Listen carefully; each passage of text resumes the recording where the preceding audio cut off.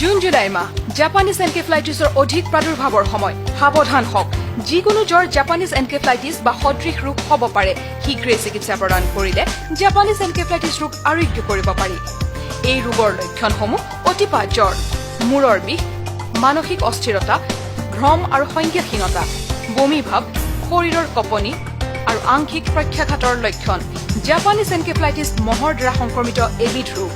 এই ৰোগ প্ৰতিৰোধৰ কাৰণে খোৱাৰ সময়ত সদায় আঁঠুৱা ব্যৱহাৰ কৰক ঘৰৰ ওচৰৰ পৰা গাহৰি আৰু গাহৰিৰ গঁৰাল আঁতৰাই ৰাখক সদায় দীঘল হাতৰ চোলা আৰু দীঘল পেণ্ট পৰিধান কৰক সদায় সন্ধিয়া ঘৰৰ বাহিৰে ভিতৰে ধোঁৱা দিয়াৰ ব্যৱস্থা কৰক